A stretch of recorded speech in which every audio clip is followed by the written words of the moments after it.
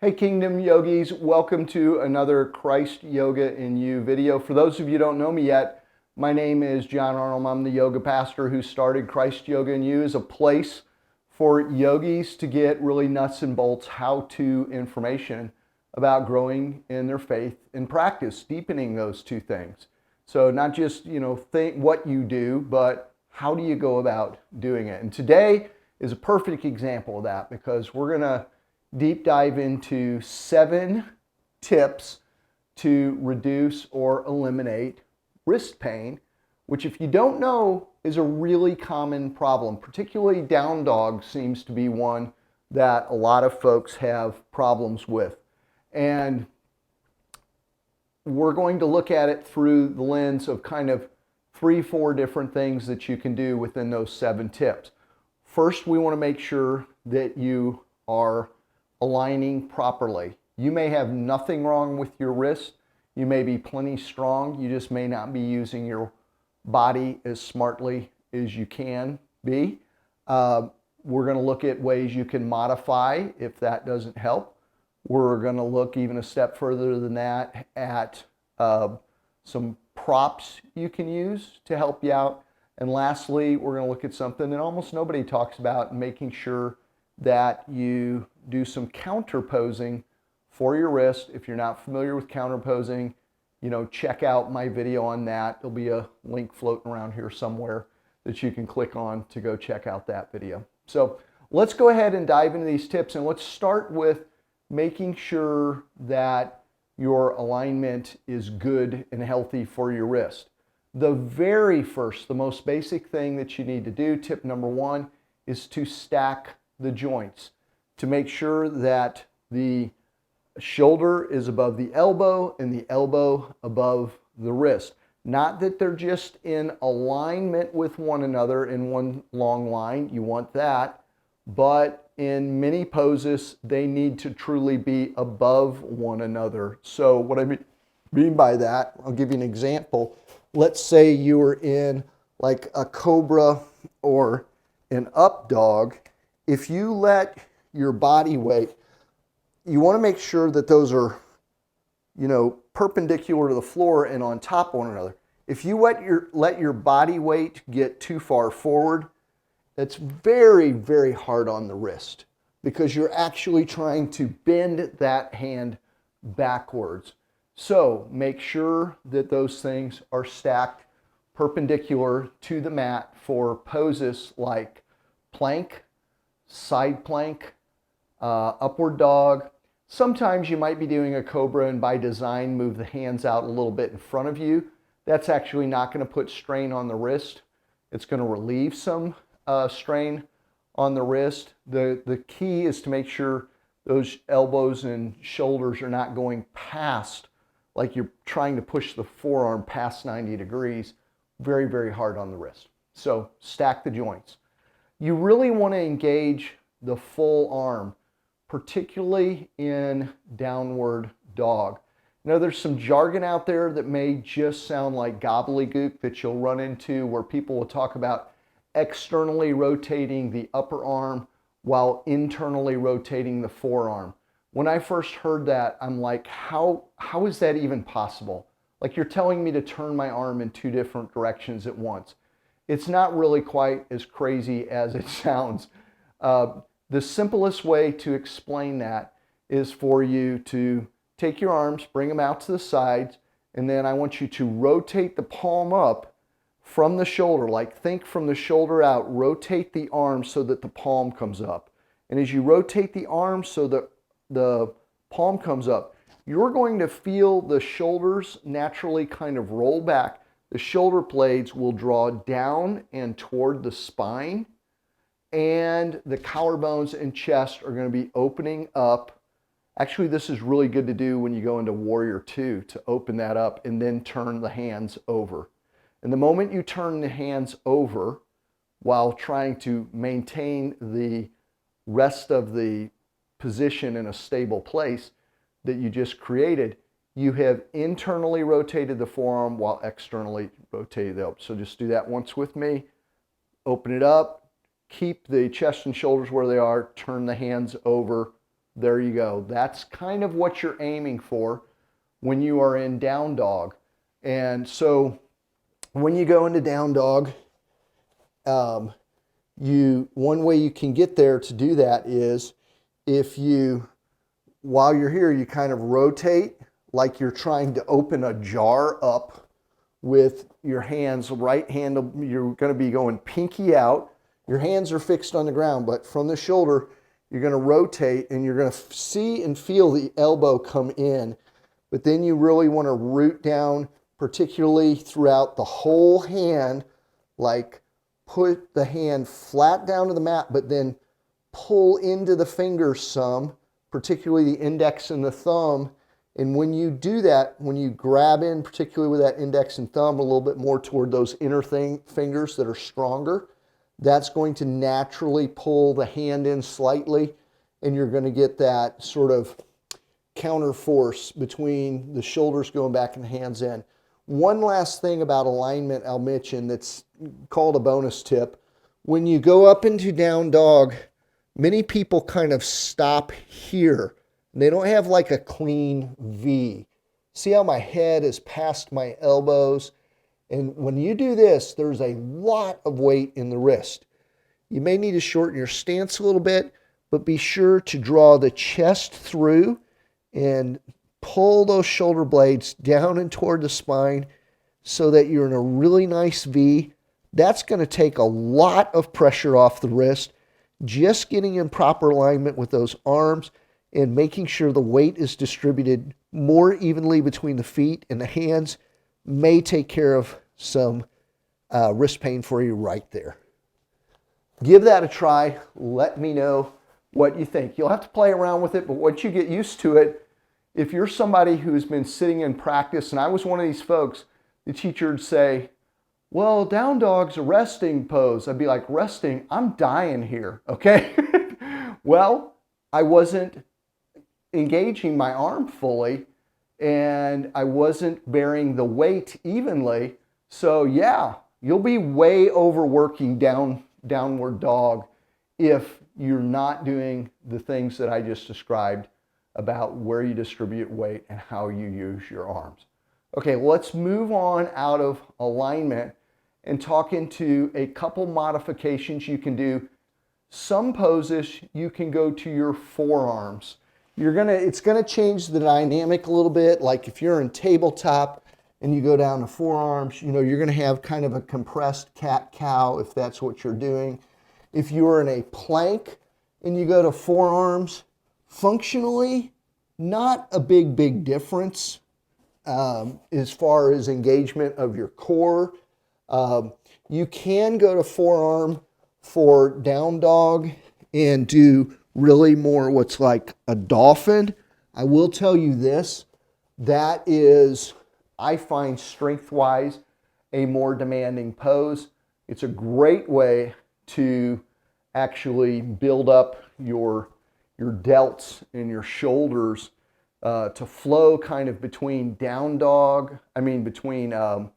dolphin, which is essentially like down dog on your, I'm greatly simplifying, but like down dog on your forearms, going between that and a plank on your forearms, man, that will work out this upper shoulder joint area. So, those are your two other tips. One other tip is go to forearm. The second one, a modification, and this one is, I think it works well for being on all fours and tabletop, depending on the source of your pain. But some people, if the issue is bending the wrist back, I've had some students in class who, if they put their hands on their fist, have no wrist pain at all. It really depends upon the root of your wrist pain. You're going to have to try and see what works for you. I will say this, that's fine in tabletop. For many people, going onto the fist for, say, a plank, which, we used to do like knuckle ups, push-ups on our fist. It's really uncomfortable, both in terms of the weight in the hand. The wrist may be fine. The other thing is, if you don't have good wrist strength and you do that much weight bearing on them, some people's wrists kind of want to roll while in that position. So I think this is fine for most people if they're doing tabletop and it's bending the wrist back, which hurts. Again, you're going to have to play with it and see what works for you. So those are your two modifications, possibly forearm, possibly using fist instead of open palms as a short-term alternative modification for some poses. There are some things you can do prop-wise. Let's say you get your alignment right, it's not working. You try some modifications, still not working. You may need a prop. There's no shame in that. We all need props at times. One of the simplest props to have on hand is a towel. It's good to have a towel or a blanket anytime. But if you roll up a towel, this one's a little thick, so I'm just going to fold it over a couple times. Placing a towel beneath the heel of the palm, it oftentimes will relieve wrist pain. I have used this one myself. If say you're in a studio and you get caught off guard, you go into like all fours, you're like, man, my wrists are really sore today for whatever reason. You don't have a towel on hand, you can double the mat over a couple times, more if you need more. And what that does is by allowing those fingers to cup over, the wrist goes from being bent back so much, it allows just a little tension off of the wrist joint itself. And particularly if once you put that under your palms, you really focus consciously pushing into the mat with the fingers, you're going to change the distribution of the weight in the hand. Many times, just by changing the distribution of the weight into the kind of the four corners of your palm or the whole hand, makes all the difference in the world. So there's there's one prop you can use. Another prop, and I don't ever hear anybody mention this one, but it's a really good one, and that is you can take many poses that are done off the floor using a chair, and then you have 100% control over the amount of weight going into the wrist. I didn't have a wrist issue recently, but I broke a finger, and it caused a lot of similar issues. You can take a chair, and if you stand with a chair, the moment I bend over and put my hands on this chair, notice my hands are almost exactly the height of my knees. Functionally, for everything above my knees, it's just as if I'm kneeling on the floor, right? In so many ways. And so if you need to do like cat-cow, this is a fantastic alternative way to do this and relieve pain in the wrist. You can take the hands over and wrap them around the corners of the chair. That helps you get almost in like that knuckle up position so that it's more in the meat of the thumb rather than hard on the wrist. So you can change your hand position here. But the big thing is when you're standing, you have so much more control over the weight that is in your hands. Because like I literally can do this, right? I can be in this shape and have no weight in my hands. So you have so much more control just by doing this.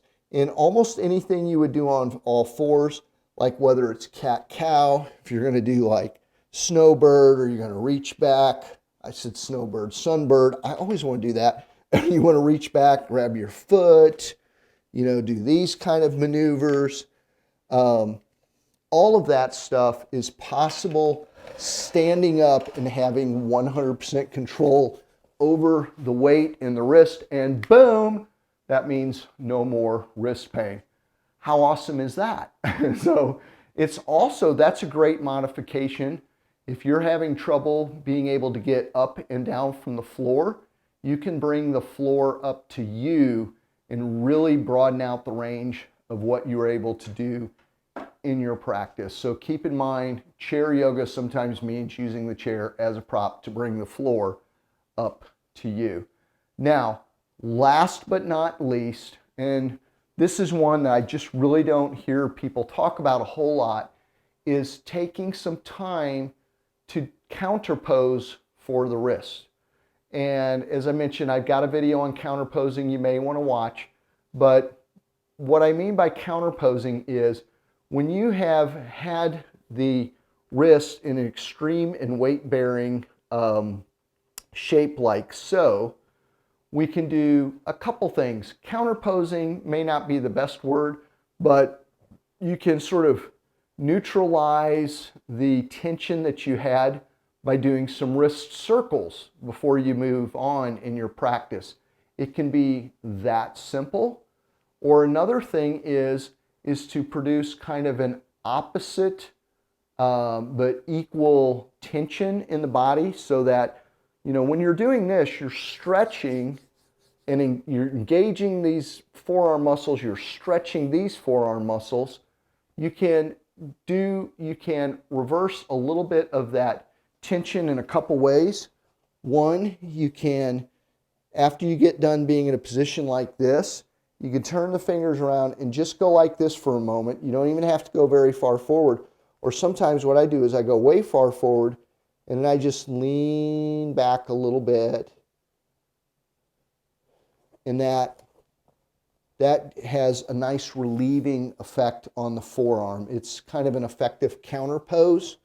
Or, and this is actually from Aikido, sometimes I will take my hand, I will grasp it from the back, and I will bring it down like this. And essentially, I am moving the hand now in the opposite direction. I am stretching out the back of the forearm. So I'll kind of hook my thumbs and drop the hand down. I don't know how clear that hand position is, but I am drawing back on the hand. It can be as simple as doing this afterwards, or this, or all the above. But give those wrists a productive pause where you allow a different range of motion with those muscle groups before rushing on to another activity to, in essence, counterpose what you did for those wrists. So there you have it. That's my 7 tips. Just to very, very quickly go over them. Stack the joints. Be sure you fully engage the arms and get your alignment right, particularly in downward dog. You can modify by going to the forearms or to the fist. You can use props by putting something under the palms like a rolled up blanket or your mat. You can use a chair to have 100% control of the weight of your wrist. And you can give yourself a little wrist love by doing some counter work once you're done with a position that has loaded the wrist heavily. I hope this has been one of the most thorough explanations you've seen of how to make sure that you are avoiding wrist pain.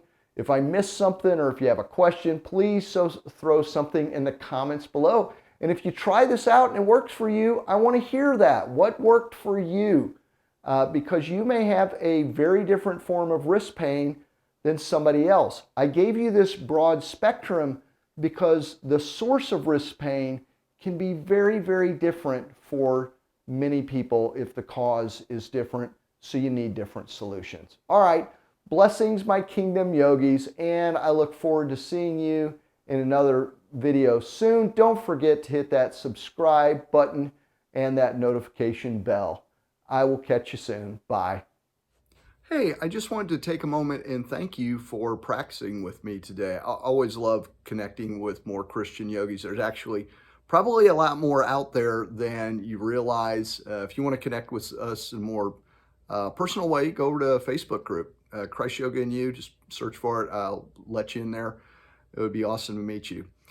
If you want to get more support in doing yoga daily, I put together a guide that breaks down like just 7 steps to keeping up a consistent practice. I've got over 1,600 days, so I can tell you from experience that it works. Again, thanks so much for being here, and I look forward to seeing you in another video.